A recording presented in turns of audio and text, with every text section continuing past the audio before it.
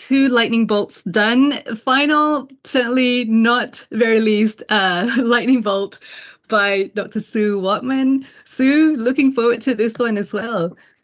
Are you okay to share your screen? Wonderful. Is that sharing now? Yes.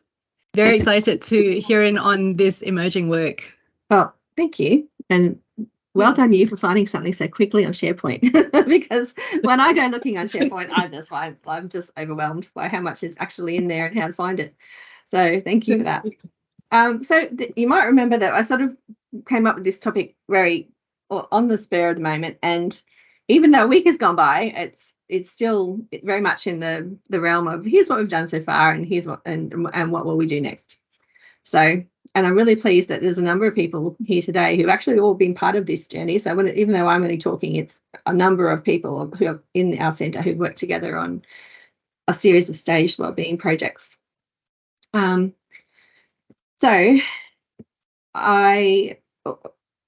how we got to here, what I wanted to say was that the work fits really nicely and has a beautiful home in GIR in the Edgy area. So it and Edgy also a few years back invited person you can see on screen here is Laurie Beckett. It's a little snip from a video with Paolo doing an interview with her on the series of videos that we have in the Edgy thing. Laurie came over as an adjunct and was meant to be here for 3 years, but COVID cut it short and she only ended up being here for 2. So her adjunct visit was, her interest was in child poverty, and she'd come off the British Educational Research Association's Poverty and Policy Advocacy Commission, which that association paid for. It was like a big commissioned piece of research. So we invited Laurie over, but before all of that had happened, a series of other projects had happened. So first of all, Catherine and I had been working on the Titans Learning Centre, and that this was a small project funded by both GIR and the School of Education on an alternative schooling program for young children at risk of disengagement from learning. So we spent a lot of time working with the centres, those 2 centres and teachers running them, doing lots of observations, collecting lots of data, and out of that, a couple of papers. And that third one, actually, I haven't put the third one in, but 2 of those at the top there: building social and emotional efficacy to re-engage young adolescents, and re-engaging youth at risk of disengaging through rugby league partnership. Some of those bits and pieces from that project, also I picked that up and put them into some chapters that I've written around health and physical education and wellbeing. We then got a small AEL grant to look at. Sorry, no, that's the third one. This one was actually out of a Horizon project. So we wrote a Horizon application, and I think that the wording, the policy environment around it being disengagement from learning was sort of framing the way we were trying to write these projects. We were trying to fit what the department was worried about, and they were worried about students disengaging from learning. But from our own interest, we were really more interested in more broadly the idea of wellbeing. So that project didn't get funded by Horizon, but we got a group of people together, and you can see Paolo was involved, Catherine, Samuel Choi, Judy Rose, Roberta Thompson, and Judith Carney. So then we kept that the people who could keep going into the next version, and this one was funded by AEL Research Grant, Shaping Positive Student Engagement in the Middle Years. So that project has resulted in not so much, we didn't publish the data on the schools, and we still could, but we developed this paper about how is youth wellbeing recontextualised in Australian schools, that's listed up there. And so this, bringing Laurie on board and the idea of the multi-cities ethnography, so again was funded by Griffith University in an international workshop funding, and brought together people from Australia, England and Wales who were broadly concerned with the same things. Now, someone that was interesting listening again, and I said to Andrea and Sham that it'd be great coming off the back of their talk around what next for this. So what we have actually disseminated a lot of what we've been doing in many different spaces. This was a video that Catherine made into a one of those light scribe things, and that was the paper turned into a video. We've just recently published this book, hard copy and soft copy. Very lovely to get the hard copy and soft copy. So Catherine and I edited, we bookended that book with an introductory sort of framing chapter and a concluding chapter. And this Child Poverty in Wales book represents, I guess, the first collection of the people working across in Australia and working in England and Wales writing together in one project, which I know is important to get sort of an international team of people writing together and getting that track record. So one of the things that I'm thinking about where to from here, and is what we've learned. And so I think one of the things about where to from here is it's about sharing the research intel with people internationally that I guess can spur on local tangents and shifts in what we're doing. So by working with Laurie in Wales, got to see all the wonderful things that they're doing where they're really foregrounding wellbeing. So they've just changed their national curriculum. They don't have a health and physical education curriculum anymore. It's a health and wellbeing curriculum, and physical education sits underneath it.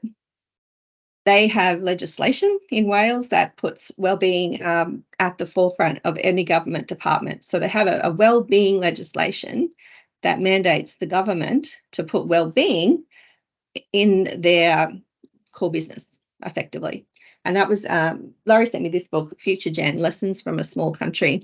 And it was written by Jane Davidson, who was the minister responsible for getting this wellbeing legislation through Parliament in Wales, which is just amazing when you read. And so even that in itself is a little bit like a lesson for how energetic you have to be and how much relationship building you have to do. And she was a politician, so she had more of an ability to get her vision for wellbeing in all the right places. But it certainly represented a coalition of people all interested. And I guess me thinking about that coalition-wise, like I'm, sit in health and physical education curriculum in my substantive role and research areas, but the people who can help move wellbeing along, they're not sitting just in here; they're sitting way outside.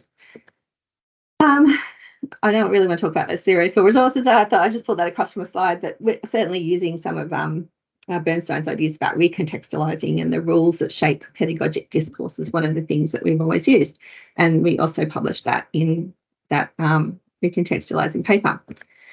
Just to tell you a little bit about then Laurie's Welsh project, and we are going to come together again in symposia at BERA, which is British Education Research Association, and the European one later this year, is that despite being retired, so Laurie's actually retired now. She was working in England. She's retired to Wales. Child poverty is her passion project. She can't let it go. So she's going to keep working on it, and she's going to keep using her expertise and relationships. So she's put together a group of people on an estate, which this is the pseudonym ASG, and it's the school principals. It's a couple of lecturers from Bangor University, where she's got an adjunct role there as well herself. She's got the local government people, and she's got the Minister for Children, I think it's whatever it loosely relates to, all on what you might call a steering committee for addressing poverty and learning on this particular estate. So that got me thinking about that as well, to say what kind of intersectional groups or steering committees do we have that pull together or read across some of our fabulous projects? And again, they're all doing it voluntarily. They don't have any funding. They get little bits and snippets of funding from Bangor Uni, but usually that's just around covering the cost of the involvement of their staff. But we're thinking about, well, how are we moving towards us sharing our research intel and learning from how other people from around the world and us working together have not only just, say, one research funding, but like made a real difference with the research intel that we're sharing. So that was that health and wellbeing one. I think, yeah, this is where I'm going to end it. I think we're up to we have 15 seconds left. There we go. So what is our role here, and how might else we get our work in front of government, and what are other people been doing that get to shape well-being on such a profound level, such as what they've done in Wales by having the government instigate and legislate well-being as part of as everybody's business and part of the health of the whole country. So I'm really open to feedback on that. That is a major question, Sue. This is so important. Thank you so much for sharing this. My goodness.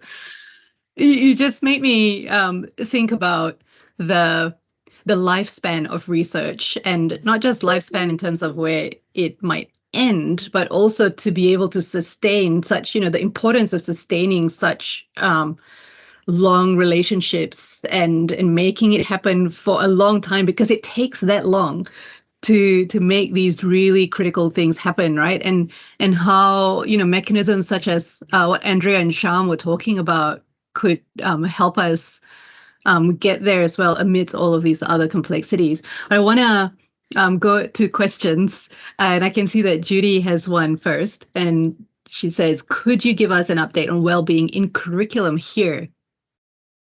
Yep. So like well-being got more explicit mention in I can never say it right, but in Partway or Alice Springs Declaration, like it got a bigger framing in that education policy. The V9 Australian curriculum has thought about where does wellbeing sit, and it already did, but I guess it was also hidden in different terms. So it's in there in personal development and social emotional learning, but they've tried to make wellbeing appear more explicitly in the Australian curriculum as the phenomenon. And this is the thing that that's underdeveloped from that work we did, Judy, all that time ago, and we haven't published it more widely as yet, is to say, so we know schools outsource wellbeing. So there's such an industry, and that's not only in the health and physical education curriculum, but across all kinds of things. But outsourcing is really prolific in health and physical education, where teachers say, I just don't want to do that, so I'm going to get someone in to do that.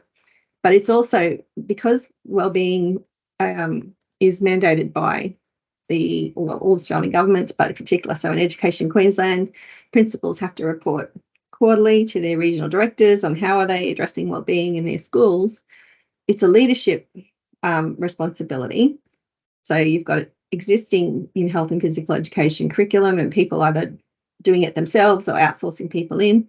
But then you've also got principals having to take responsibility and perhaps buying in an entire model for their whole school. So, and for example, lots of schools subscribe to the Berry Street model. So they pay for the right for the Berry Street license, probably another licensing outcome there, maybe, Andrea, to come in and say, we'll do a whole school approach to wellbeing for you.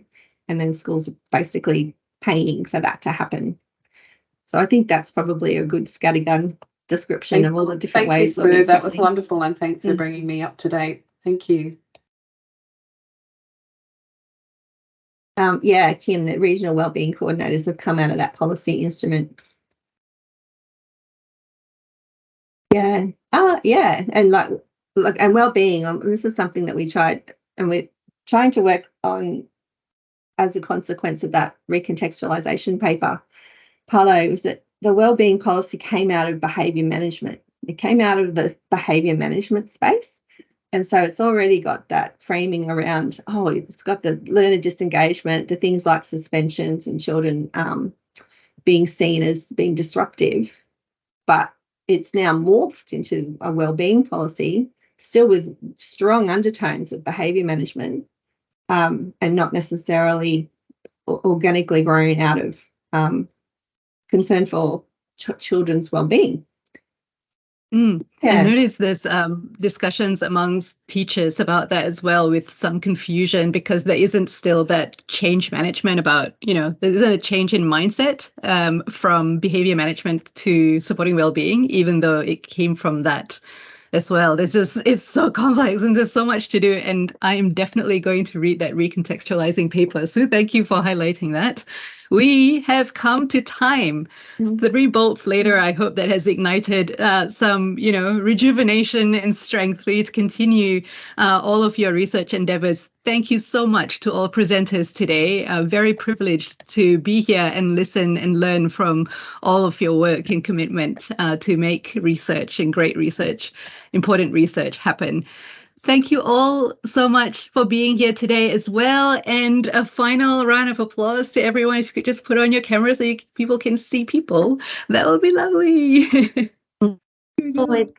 Thank you so much, everybody. Thank you, Kim. Thank you, Andrea. Thank you, Sham and Sue. Sharing. Thank you to all the presenters. Thank you. Fabulous. If you want to sign up to give a presentation, it's very non-threatening. As you can see, we're a very welcoming audience. Send us an email and we'll be following up with everybody about those other ideas.